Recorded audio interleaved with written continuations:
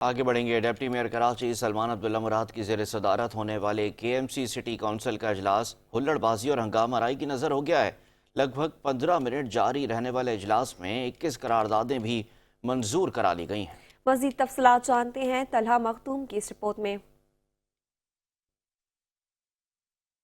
30 ستمبر کے بعد ہونے والا سٹی کونسل کا اجلاس ایک بار پھر روایتی انداز میں شروع ہو کر مختصر وقت کے بعد ہنگامہ آرائی کے نتیجے میں غیر معینہ مدت کے لیے ملتوی کر دیا گیا۔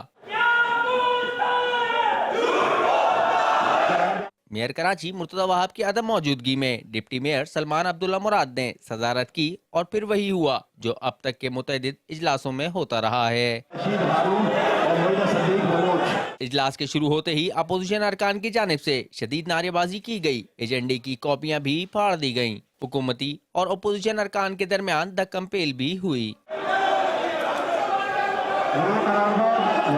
اجلاس سے قبل جماعت اسلامی اور پی ٹی آئی کے اپوزیشن اراکین نے کے ایم سی بلڈنگ میں میئر کراچی کے خلاف احتجاج بھی کیا۔ اپوزیشن لیڈر سیف الدین کا کہنا تھا کہ شہر میں ترقیاتی کام نہیں ہو رہے، میئر اور ان کی ٹیم کی ساری توجہ کرپشن پر لگی ہے۔ ان کا تمام تر جو اس وقت توجہ ہے پیپلز پارٹی کی، میئر کی، وزیر اعلیٰ سندھ کی، ان تمام لوگوں کی توجہ اس بات پر ہے کہ کس طریقے سے کرپشن کرنی ہے اور کس طریقے سے مال بنانا ہے۔